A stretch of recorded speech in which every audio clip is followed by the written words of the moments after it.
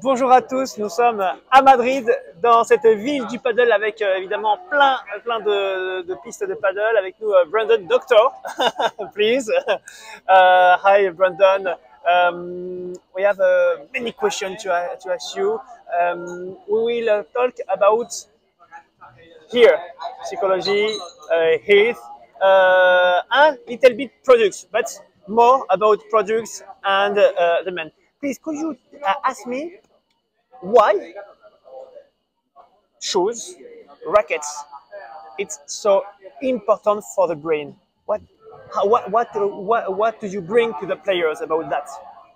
It's so important because we need to feel confident, we need to feel our physical and our mental best when we're playing, and we can only do that when we are comfortable with our racket and also with our trainers. So if you think about, if I go and play Padel or another sport and my footwear is not good, it's not durable, it's not suitable to support my feet, I'm at an increased risk of an injury, of losing my position on the court. So having good footwear keeps us physically and mentally well.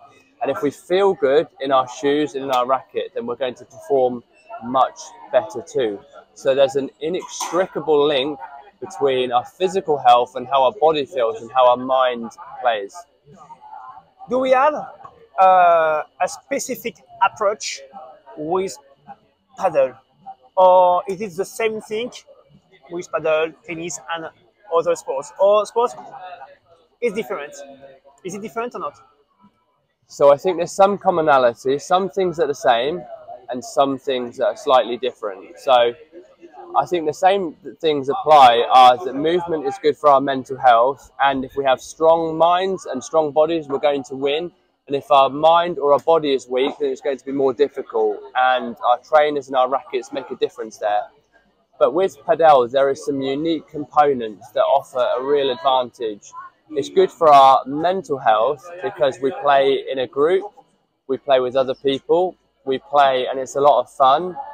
And it's also the skill level to take part is much lower than other sports, such as tennis or even golf, where you have to be a certain level to be able to participate and feel good. Padel, the skill level to take part is lower, so you feel included more. And that allows us to get the benefits from moving. Could you give me, I'm a player, very small player, but I like it. Give me one exercise in life, one exercise to maybe, thanks to you, to improve myself and to improve my my approach with the paddle. So there's things that we can do off the court to help us, and things we can do on the court. On the court we have less time, but the more we do off the court, the better we will feel. Because we spend a lot of time in Padel or other sports focusing on our technique, on our speed, our court position, our strength, but we spend less time focusing on the mind, but the mind plays a key role. So if we just spend some time doing some visualization, some meditation, and come up with plans when we go on the court, then we will function better, more confident, and be able to cope. And when we go onto the court, if we have strategies, if we get upset, distracted, disappointed, we all need to have strategies to accept that we're upset, we've lost a point, we're disappointed, but bring ourselves back to a baseline where we can enter the flow state again, because that is the key. So things we can do off the court to improve our mind game, and on the court we can do little techniques such as deep breathing, bringing ourselves back into our bodies, rubbing our hands together. This helps bring us back into our bodies and in the present moment. When we are off the court, it's maybe your main job. It's off the court. What you are like a coach? Are you feeling? Are you describe your job like more and less like a coach, a mental coach, because you won't speak about technique. You let that to the paddle coach on the court, but you are out. We try to speak to the men of the guys, but what is the type of words, what is type of exercise you do for the players? So my role is to help people connect their mind and bodies together to perform well. Yeah. And I focus on strategies to help people to remain calm, focused, and emotionally well. Yeah. So we will do strategies to help people focus. That could be feeling a ball in your hands, taking time out, doing some deep breaths, having some other movements to allow people to come back into the here and now and accept and change on the court. But that's when I heard that. Is it for guys, for me, or is it for everyone, or is it for professional? Above all, for them, it's for everyone. This is for everyone. So we should all be focusing on our mind game as well as our physical game. Do you think maybe that's the difference to the high level? Because the high level, the level is like that. Technique, they have everyone the best technique. And at the end, the difference could be here. And that's here you are. And you can see an evolution in the world around the sport about the mental.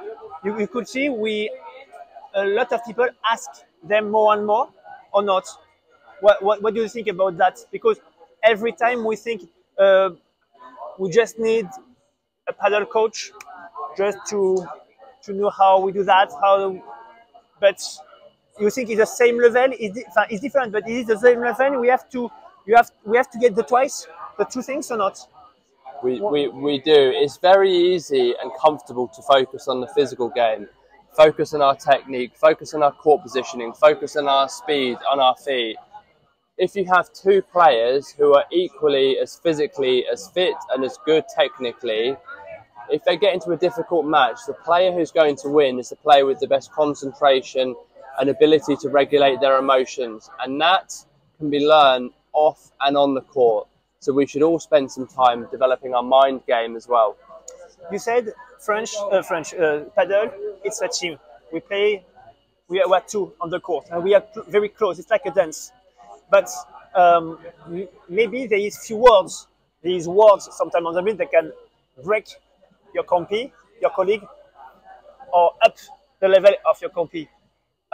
It's your work too. For example, which word we can think is good words for your partner, but we shouldn't say these words? Well, everybody's different, and it's about knowing your partner.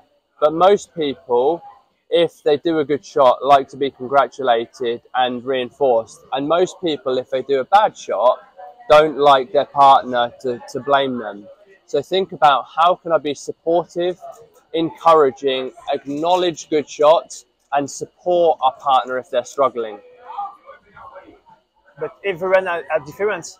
Everyone is different, so it's complicated to say maybe the same one with one guy and the same maybe is different. How can we appreciate it? How can we? What is the general system for everyone? We have a cue for that or not? So the general system is the one that I said. So most people like to be congratulated and supported for good shots, yeah, and also supported and lifted up if they've not had a good shot. If you work with someone over time, you can talk, communicate, how should I support you if you're struggling? Would you like me to sit you down and say, come on, up your game? Or would you like more support? Would you like time out? Would you like to have a discussion? That develops through communication and time. Last question. Do you think it's good or not? Yes, of course, it's good to get a coach with us during a match. But when we are alone, we are like that, we play a very bad match. How can we cut that? We need support from people around us, and also our coach and our colleagues. Our teammate can help us with that.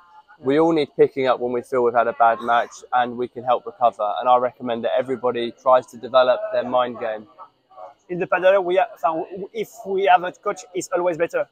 Yeah, and that's a huge difference with tennis, for example. We are alone, and paddle, we can who can be with other guys with another view, and that is a good point for. It's what you are saying. Exactly. Brendon, thank you very much for everything, and maybe it's time to play. Let's go. Okay, go.